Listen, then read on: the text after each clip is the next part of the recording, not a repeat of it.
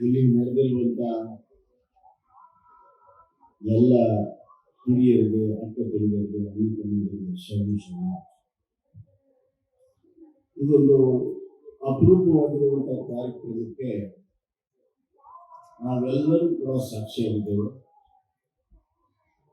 ಶ್ರೀ ಸಿಲಿಂಗೇಶ್ವರ ವಿದ್ಯಾಪೀಠದ ಸುವರ್ಣ ಮಹೋತ್ಸವ, ಅದರ ಜೊತೆಗೆ ಪ್ರವಚನ, ಜನಜಾಗೃತಿ, ರಜತ ತುಲಾಭಾರ, ಗುರುವಂದನೆ, ವಿದ್ಯಾರ್ಥಿ ವಸತಿಯ ಶಂಕುಸ್ಥಾಪನೆ, ಹಲವಾರು ಕಾರ್ಯಕ್ರಮಗಳು ಇವತ್ತು 5 ದಿವಸ ನಡೀತಾ ಇದೆ. ಇವತ್ತಿನ ಈ ಕಾರ್ಯಕ್ರಮದ ಸಾನ್ನಿಧ್ಯ ವಹಿಸಿರುವಂತ 29ನೇ ತಾರೀಕು ಅವರು ಬರಬೇಕಾಗಿತ್ತು, ಇವತ್ತೇ ಬಂದಿದ್ದಾರೆ.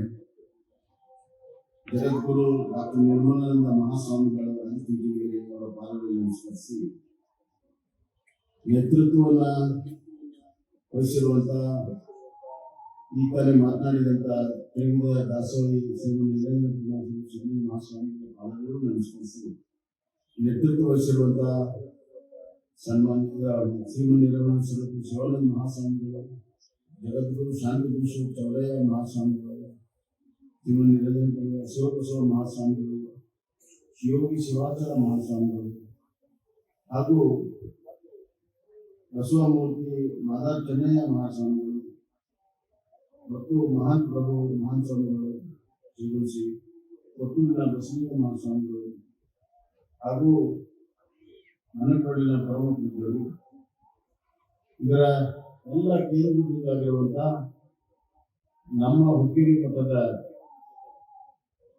ಅತ್ಯಂತ ಪ್ರಭಾವಿ, ಸಣ್ಣ ವಯಸ್ಸಿನಲ್ಲಿ ದೊಡ್ಡ ಸಾಧನೆಯನ್ನು ಮಾಡಿರುವಂತಹ ಸದಾಶಿವ ಮಹಾಸ್ವಾಮಿಗಳ ಪದಗಳನ್ನು ನಮಸ್ಕರಿಸಿ ವೇದಿಕೆ ಮೇಲಿರುವಂತಹ ನಮ್ಮ ಹಿರಿಯರು, ಉತ್ತರ ಕರ್ನಾಟಕದ ಅತ್ಯಂತ ಅನುಭವಿ ರಾಜಕಾರಣಿಗಳು, ಮಾರ್ಗದರ್ಶಕರು ಆದಂತಹ ಶ್ರೀ ಎಸ್ ಕೆ ಪಾಟೀಲ್, ಇನ್ನೊಬ್ಬ ಮಾರ್ಗದರ್ಶಕರು, ಉಚ್ಚ ನ್ಯಾಯಾಲಯದ ನ್ಯಾಯಾಧೀಶರು, ಅಧ್ಯಕ್ಷರು, ಕಾನೂನು ಆಯೋಗ ಶ್ರೀ ಅಶೋಕ್ ಇಂಜಿನಿಯರಿಂಗ್ ಸಾಹೇಬ್ರೆ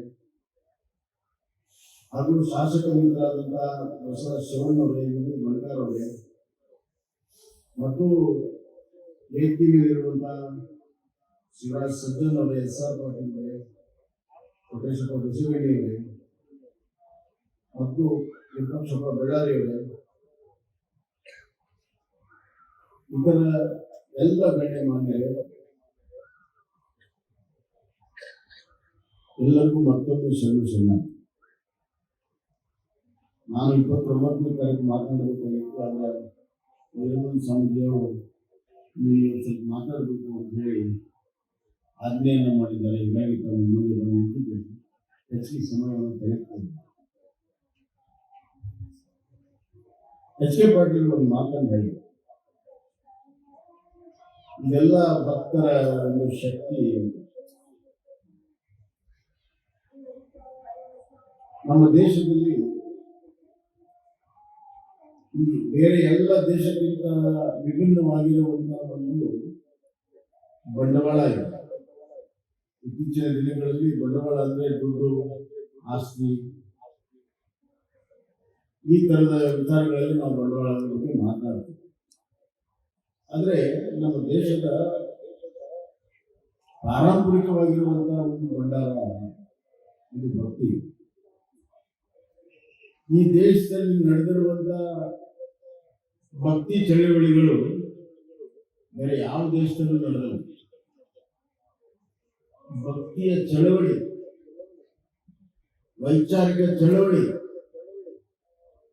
ಕಾಲಕ್ಕೆ ಅವತ್ತಿನ ಸವಾಲುಗಳನ್ನ ಎದುರಿಸುವಂತ ಒಂದು ದೊಡ್ಡ ಪರಂಪರೆ, ಭಕ್ತಿಯ ಪರಂಪರೆ ನಮ್ಮ ದೇಶದಲ್ಲಿದೆ.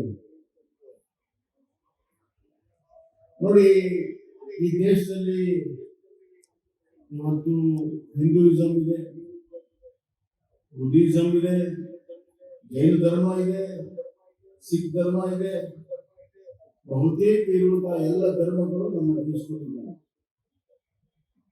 ಈ ದೇಶದಲ್ಲಿ ಈ ಧರ್ಮವನ್ನ ಇವತ್ತು ಹುಟ್ಟಿ ಹಾಕಿರುವಂತಹ ಮಹಾನ್ ಆತ್ಮಗಳು ಈ ದೇಶದಲ್ಲಿದೆ. ಅಂದ್ರೆ ಭಕ್ತಿ ಬಹಳ ಪ್ರಮುಖವಾಗಿರುವಂತಹ ಒಂದು ಪ್ರಕ್ರಿಯೆ ನಮ್ಮ ಜೀವನದಲ್ಲಿ ನಮ್ಮ ಗೊತ್ತಿದ್ದಲೇ ನಡೀತದೆ. ಭಕ್ತಿ ಅಂದ್ರೆ ಏನು? ಭಕ್ತಿ ಅಂದ್ರೆ ಉತ್ಕೃಷ್ಟವಾಗಿರುವಂತಹ ಪ್ರೀತಿ. ಉತ್ಕೃಷ್ಟವಾಗಿರುವಂತಹ ಪ್ರೀತಿ ಅಂದ್ರೆ ಕರಾರ ರಹಿತವಾಗಿರುವಂತಹ ಪ್ರೀತಿ, ಅನ್ಕಂಡೀಷನಲ್ ಲವ್. ನಾವು ದೇವರ ಮುಂದೆ ಹೋಗಿ ನಮಸ್ಕಾರ ಮಾಡಿ ನನಗೆ ಆ ಸ್ಥಾನ ಕೊಡು, ಈ ಸ್ಥಾನ ಕೊಡು, ಐಶ್ವರ್ಯ ಕೊಡು, ಒಂದು ಕೊಡ ಮಂಗಲ ಸಿಗಿ, ಇದು ಕೇಳ್ಕೊಂಡ್ರೆ ಭಕ್ತಿ ಆಗುತ್ತೆ. ದೇವರ ಮತ್ತು ಭಕ್ತನ ನಡೆಯುವಂತಹ ಸಂಬಂಧ ಯಾವುದೇ ರೀತಿ ಕರಾರದಿಂದ ಆಗಲ್ಲ, ಕರಾರ ರಹಿತವಾಗಿರುತ್ತದೆ. ಸಂಪೂರ್ಣವಾಗಿ ಪರಿಶುದ್ಧವಾಗಿರುವಂತಹ ಒಂದು ಸಂಬಂಧ. ಅದು ಹೇಗಪ್ಪ ಅಂತಂದ್ರೆ ಅದಕ್ಕೆ ಇನ್ನೊಂದು ಹೇಳ್ತಾರೆ, ಇಂಗ್ಲಿಷ್ ನಲ್ಲಿ ಹೇಳ್ತಾರೆ ಮೆಲ್ಟಿಂಗ್ ಅಂಡ್ ಮರ್ಜಿಂಗ್ ಅಂತ. ಅಂದ್ರೆ ದೇವರಲ್ಲಿ ಅಥವಾ ಗುರುವಿನಲ್ಲಿ ನಾವು ಕರಗೋದು, ನಮ್ಮಷ್ಟಕ್ಕೆ ನಾನು ಕರಗೋದು. ಬರೀ ಕರಗೋದು ಅಷ್ಟೇ ಅಲ್ಲ, ಕರಗಿ ಲೀನಾಗುವುದು, ಮೆಲ್ಟಿಂಗ್ ಅಂಡ್ ಮರ್ಜಿಂಗ್ ಪ್ರೊಸೆಸ್ ಅಂತ. ಇವತ್ತು ಹಾವೇರಿಯಲ್ಲಿ ಹುಕ್ಕೇರಿ ಮಠದ ಪರಂಪರೆ, ಹಿರಿಯ ಜಗದ್ಗುರುಗಳ ಸಾಧನೆ, ತ್ಯಾಗ, ಈ ಭಾಗದಲ್ಲಿ ಅಜ್ಞಾನ ಇದ್ದಾಗ ಜ್ಞಾನವನ್ನು ಕೊಟ್ಟಂತ ದೊಡ್ಡ ಕೆಲಸ, ಎಲ್ಲ ಒಟ್ಟು ಪರಿಣಾಮವಾಗಿ ಇವತ್ತು ಭಕ್ತಿಯ ಬಳೆ ಹಾವೇರಿಯಲ್ಲಿ ಹುಕ್ಕೇರಿ ಮಠದ ಹತ್ರ ಹರಿತಾ ಇದೆ ಅಂತ ನಾನು ಹೇಳಕ್ಕೆ ನೀವೆಲ್ಲ ಇದು ಬಂದಿದ್ದೀರಿ, ಯಾವುದೇ ರೀತಿಯ ಅಪೇಕ್ಷೆಯಿಂದ ತಾವೆಲ್ಲ ಬಂದಿದ್ದೀರಿ. ಯಾವುದೇ ರೀತಿಯ ಸಂಸಾರಿಕ ಅಪೇಕ್ಷೆ ಇಲ್ಲ, ಆದ್ರೆ ಒಂದು ಅಪೇಕ್ಷೆ ಇದೆ, ನಮಗೆ ಜ್ಞಾನ, ನಮಗೆ ಮನಸ್ಸಿಗೆ ಸಮಾಧಾನ ಸಿಗುತ್ತೆ ಅಂತ ನಾವು ಬಂದಿದ್ದೀವಿ. ಮತ್ತೆ ಎಲ್ಲಿ ದೈವ ಇದೆಯೋ ಅಲ್ಲೇ ದೇವರಿದ್ದಾರೆ. ಇಷ್ಟು ದೊಡ್ಡ ಜನಸಂಖ್ಯೆ ತಾವೆಲ್ಲ ಸೇರಿರುವಂತದ್ದು, ನೀವು ಅಲ್ಲಿಂದ ಕುರಿತು ಎಲ್ಲ ಪರಮ ಪವಿತ್ರರನ್ನ ನೋಡಿ ದೇವರ ದರ್ಶನ ಅಂತ ನೀವು ತಿಳ್ಕೊಂಡ್ರೆ, ಇಲ್ಲಿಂದ ಕುಂತು ನಿಮ್ನೆಲ್ಲ ನೋಡಿ ನಾವು ದೇವ ದರ್ಶನ ಅಂತ ನಾವು ತಿಳ್ಕೊಂಡ್ರೆ, ಇದು ಸಂಬಂಧ. ಈಗ ಗುರುಗಳು ಹೇಳಿದ್ರು, ಚಗುರ್ಜಿ ಗುರುಗಳೆಲ್ಲ ಹೇಳಿದ್ರು, ಮನುಷ್ಯ ಮತ್ತು ಬೇರೆ ಪ್ರಾಣಿಗಳಲ್ಲಿ ಏನು ವ್ಯತ್ಯಾಸ ಇದೆ ಅಂತ. ನಿಜ ಹೇಳ್ತೀನಿ, ಮನುಷ್ಯನಾಗಿ ಬದುಕುವುದು ಬಹಳ ಕಷ್ಟ ಇದೆ. ಮನುಷ್ಯರಾಗಿರಿ, ಮಾನವೀಯತೆಗಿರಿ ಅಂತ ಅವ್ರೇನು ಹೇಳಿದ್ರು, ಅದು ಬಹಳ ಕಷ್ಟ ಇದೆ. ಯಾಕಂದ್ರೆ ಪ್ರತಿಯೊಬ್ಬ ಮನುಷ್ಯನ ಜೊತೆಗೆ ಇನ್ನೊಂದು ಕೊಟ್ಟ ದೇವರು, ಅದು ಆತ್ಮ ಸಾಕ್ಷಿ ಅಂತ.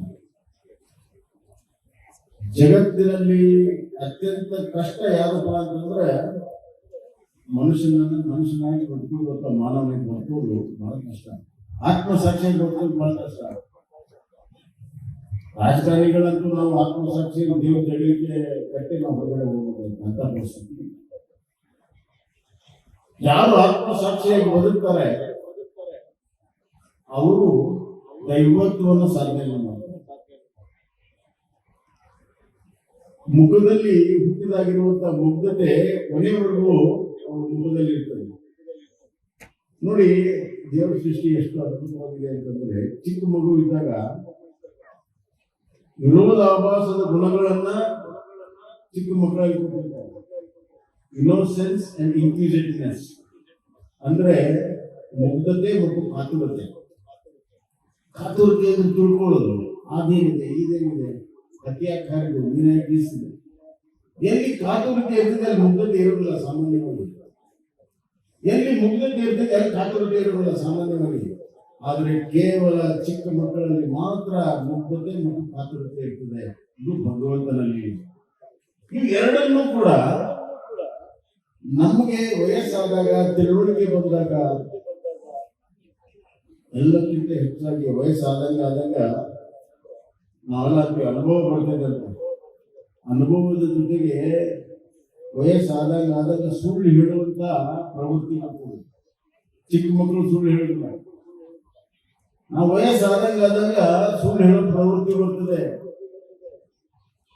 ಈ ಪ್ರವೃತ್ತಿಯನ್ನ ನಾವು ತಡೆಗಟ್ಟಬೇಕಾದ್ರೆ ನಮಗೆ ಒಂದು ಸಂಸ್ಕಾರ ಬೇಕು, ಸಂಸ್ಕೃತಿ ಬೇಕು, ಭಯ ಮತ್ತು ಭಕ್ತಿ ಬೇಕು. ಭಯ ಮತ್ತು ಭಕ್ತಿ ಎಲ್ಲಿಂದ ಹುಡ್ತದೆ, ಎಲ್ಲಿಂದ ತಿಳ್ಕೊಳ್ತೀವಿ? ಅದು ಗುರುಗಳಿಂದ ತಿಳ್ತೀವಿ. ಗುರು ಎಲ್ಲಿ ಸಿಗ್ತಾರೆ? ಇಂಥ ಮಠದಲ್ಲಿ ಸಿಗ್ತಾರೆ. ಮಠದ ಕರ್ತವ್ಯ ಏನು? ಈ ಸಮಾಜವನ್ನ ಸುಸಂಸ್ಕೃತವಾಗಿ ಮಾಡುವಂತ, ಆ ದೈವ ಭಕ್ತಿಯಿಂದ ಭಯದಿಂದ ಕೂಡುವಂತ ಕೆಲಸವನ್ನು ಮಾಡುವಂತ, ಯಾರಿಗೆ ಹೆದರಿರುವುದಿಲ್ಲ, ನಮ್ಮ ಆತ್ಮಸಾಕ್ಷಿಗೆ ಹೆದರುವಂತ ಕೆಲಸವನ್ನ ಯಾರಿಗೆ ಆತ್ಮಸಾಕ್ಷಿಯಲ್ಲಿ ಹೆದರಿಕೆ ಇಲ್ಲ ಅವರು ಮನುಷ್ಯ ಮತ್ತು ಇನ್ನೊಂದು ಶಬ್ದ ಹೇಳಕ್ ತಯಾರಿಲ್ಲ, ಅದಕ್ಕೆ ವ್ಯತ್ಯಾಸ ಇಲ್ಲ. ಆದ್ರಿಂದ ಅಂತ ಒಂದು ಚಳವಳಿ ನಾನು ಹೇಳಿದ್ದಲ್ಲ, ಭಕ್ತಿಯ ಚಳವಳಿ ನಡ್ಕೊಂಡು ಬಂದಿದೆ ಅಂತ ಇವತ್ತು ಹುಕ್ಕೇರಿ ಮಠದ ರಜತ ಮಹೋತ್ಸವದಲ್ಲಿ ಸದಾಶಿವ ಮಹಾಸ್ವಾಮಿಗಳು ಈ ತರ ಚಳವಳಿಯನ್ನ ಮಾಡಿದ್ದಾರೆ. ನೀವು ತಿಳುವಳಿಕೆ ಬರಲಿಲ್ಲ, ರೊಟ್ಟಿ ತಗೊಂಬ, ಬುದ್ಧಿ ತಗೊಂಬ, ದುಶ್ಚಟಗಳನ್ನ ಹೋಳಿಗೆಗೆ ಹಾಕು, ಇವೆಲ್ಲ ಯಾಕೆ ಪ್ರಕ್ರಿಯೆ ಮಾಡಿದ್ದಾರೆ ಅಂತಂದ್ರೆ, ನೀವು ದಿನನಿತ್ಯ ನೀವು ಮಾಡುವಂತ ಕೆಲಸ ಕಾರ್ಯಗಳಲ್ಲೇ ಭಕ್ತಿ ನೀವು ತೋರಿಸ್ಬೇಕು. ದುಶ್ಚಟಗಳನ್ನ ನೀವು ಹೋಳಿಗೆ ಹಾಕಿದ್ರೆ ಅದಕ್ಕೀಗ ದೊಡ್ಡ ಭಕ್ತಿ ಇರುವುದಿಲ್ಲ. ಬುದ್ಧಿಗಟ್ಟು ಕಟ್ಕೊಂಡು ಬಂದು ನೀವೆಲ್ಲರೂ ಕೂಡ ಈ ಪ್ರಸಾದವನ್ನು ಸೇವನೆ ಮಾಡಿ ಅದಕ್ಕಿಂತ ದೊಡ್ಡ ಭಕ್ತಿ ಇಲ್ಲ.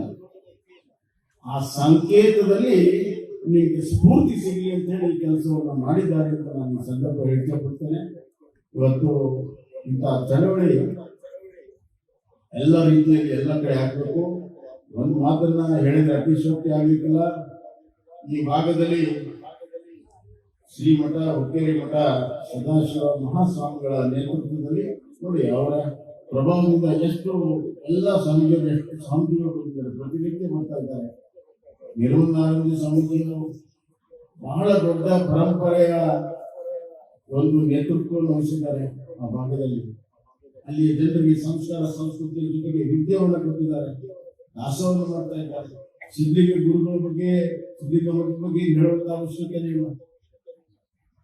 ಆಧುನಿಕ ಕಾಲದಲ್ಲಿ ಬಸವಣ್ಣ ಏನ್ ಹೇಳಿದ್ದಾರೆ, ಜ್ಞಾನ ಮತ್ತು ದಾಸೋಹ, ಅವು ಎರಡನ್ನೂ ಯೋಚನೆ ಮಾಡಿ ಬರುವಂತ ದಿನಗಳಲ್ಲಿ ಹುಕ್ಕೇರಿ ಮಠ ಅಷ್ಟೇ ಎತ್ತರಕ್ಕೆ ಬೆಳೆಯುವಂತದ್ದಿದೆ ಅನ್ನೋದ ನಾನು ಭವಿಷ್ಯನಲ್ಲ, ಆದ್ರೆ ನನ್ನ ಆತ್ಮ ಹೇಳ್ತಾ ಇದೆ, ನಿಮ್ಮ ಮುಂದೆ ಹಂಚ್ಕೊಳ್ತಾ ಇದ್ದೀನಿ. ಬಂಧುಗಳೇ, ಧನ್ಯವಾದ.